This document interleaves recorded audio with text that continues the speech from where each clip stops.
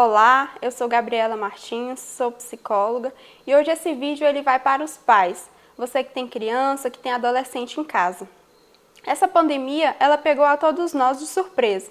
Imaginem só as crianças que de repente viram suas aulas serem suspensas, seus cursos, até as suas tão sonhadas festas de aniversário serem adiadas ou até mesmo suspensas. Então foi um susto para eles também. E em meio a tudo isso, os pais às vezes podem achar que não é necessário falar sobre isso com os filhos ou que eles não vão entender, mas é importante falar sempre a verdade. É claro que não vamos bombardear as crianças de informações acerca desse tema, mas à medida que ela for tendo curiosidade, demandar de vocês sobre esse assunto, é interessante que vocês conversem sobre isso, expliquem o porquê tudo isso está acontecendo, porquê que não tem mais aula, porquê ela não pode mais sair de casa, para que ela comece a entender e ir absorvendo essa nova realidade. Mas nessa nova situação surgem outras questões para os pais.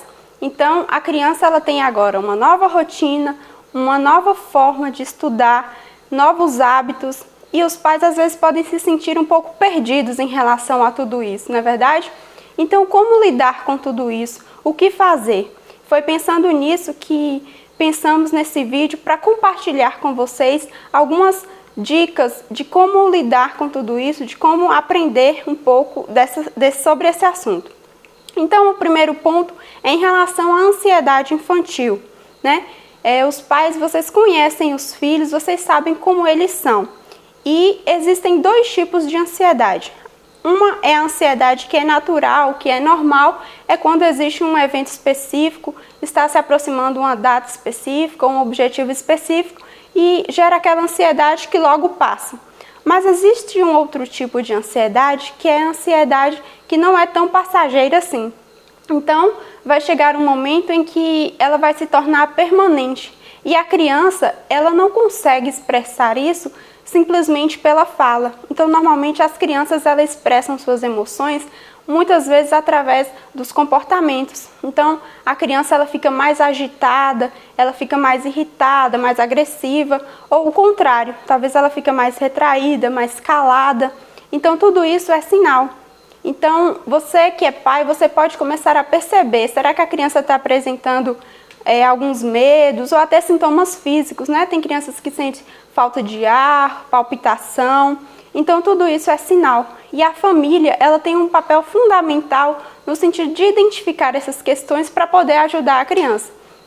Quando a família, ela adota uma postura compreensiva, paciente, ela vai ajudar essa criança a se sentir mais segura em relação a tudo isso.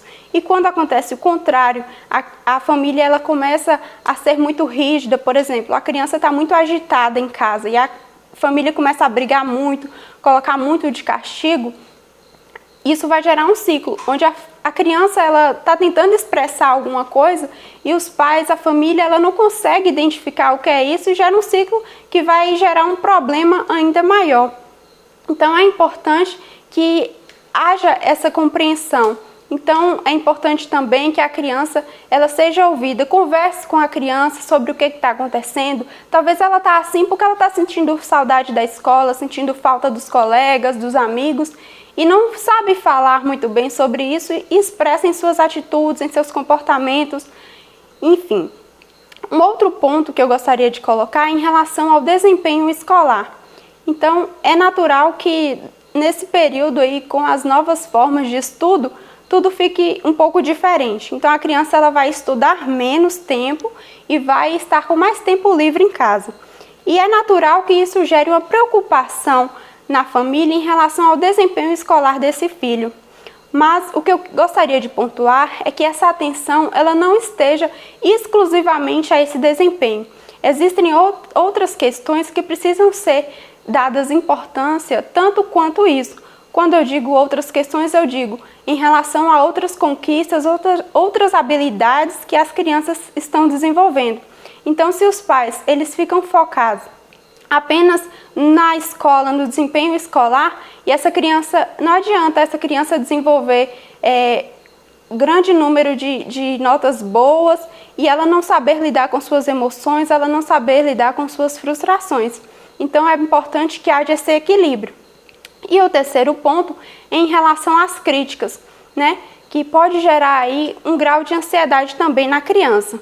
Existe um estudo que foi desenvolvido nos Estados Unidos, onde aponta que filhos de pais muito críticos, eles têm a propensão a desenvolver futuramente ansiedade e depressão. É claro que isso não é uma regra e não é um fator determinante, mas é apenas um dado que nos faz ter uma reflexão acerca desse tema.